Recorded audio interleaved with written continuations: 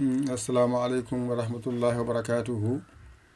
E bandiraɓe sehilaɓe janggiyankoɓe, en garti kadi e windande ekko hijjo pular, windande men sappo ɓiire nde.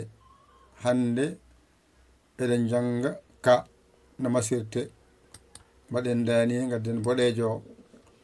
Ayi, ɗo woni ka e ka gasi ni foti. ɗo woni ak e aak gasi. ɗo woni kak e kaak ari ardi. ɗo ko ki e kii gasi. ɗo ik e iik timmi. ɗo kik e kiik ari ardi. ɗo ko kek kek e ke ke e ke ɗo woni ek e ek. ay ɗo ko kek e keek gasi. ɗo haaɗi. garna ɗo mbiya ko ay ɗo gasi. garna ɗo ok ɗo timmi. garna ɗo kok ɗo gasi. garna ɗo ku e kuu ɗo timmi. garna kuk e kuuk ala uk e uk e uk. garna kuk e kuk e kuk. ɗum ɗo sa waɗi ɗo tan ko jangate e ka masgal gasi. ɗo haaɗi. ngaren momten jangen, momten ha laaɓa, alluwa ngal laaɓa. ngaren janginen ha laaɓa, janga ko laaɓi, mbawa gandana ɓeydo. ɗo ka ay ɗo ki ay ɗo ke ay ɗo ko ay ɗo ku masde ɗe keedi koye yeeso. ayi ɗo noon masde ɗe gadi arde. ak aak. ɗo ik iik. ay ɗo ek eek. ay ɗo ok ook. ay ɗo uk uk. on saha noon ngara lomba maskal ngal hakkunde. ay ɗo ko kak kaak.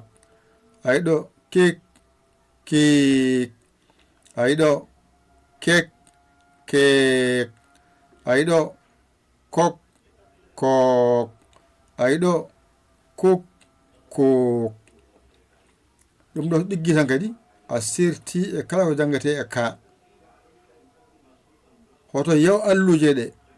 alluje woni sirru jangde nde. ay ɗo ha ɗo ko a lombi hen. ɗo ko ka ay ɗo ak aak. ay ɗo ko kak kaak. ɗo gasi. ɗo ko i tan lombiɗo. mbiya ki ik iik kik kiik gasi. ay ɗo ko e tan lombiɗo. mbiya ke ay ɗo ek eek. ay ɗo kek keek. ay ɗo ko o tan lombiɗo. ay ɗo ko ay ɗo ko ok ook. ay ɗo ko kok kook gasi. ɗo ko u tan lombiɗo. mbiya ku uk uk kuk kuk gasi. nde ɗo winde sappo ɓiire so ɗiggi tan gandal ma kadi ɓeydima. wadde mbaɗen dani jangen ɓaɗen ka ki ke ko ku ngara pooɗa mbiya ka mbiya ki mbiya ke mbiya ko mbiya ku ɗo gasi ngara bencita mbiya ak mbiya ɗo ik mbiya ɗo ek mbiya ɗo op mbiya ɗo uk gasi ngara pooɗa ak ik ek ok uk ngara lomba basgal kak kik kek kok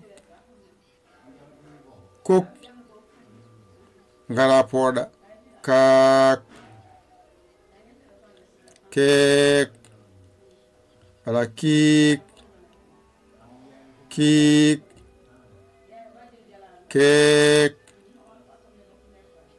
kok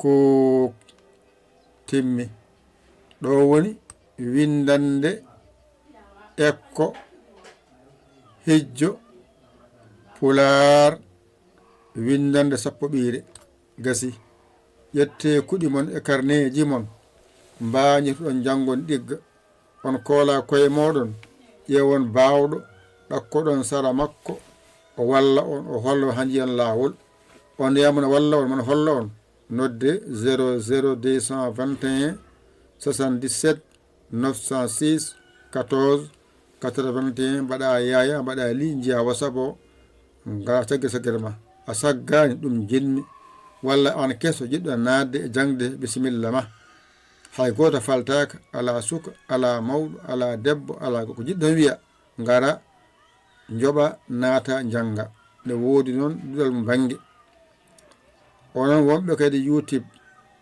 balle mon yo ngar onon gonɓe Facebook balle mon yo ngar onon gonɓe funnangue hirnangue rewo worgo oɗon janga hen balle mon yo ngar ballen jingen to on jarama jokke golle min beltima ala ko jokken golle ngare jokken golle ɗe ngare alarbaji mon yo ngar lebbi lewso maayi kadi goto fof itta hunde waɗa nelda wiya jokken golle ɗe jok golle yo Allah walle en nande ɗum e famde ɗum ko musidɗo mon guiɗo mon saabu Allah Yaya Ly Kola Sénégal alhamdulillahi rabbil alamina on jarama wa salam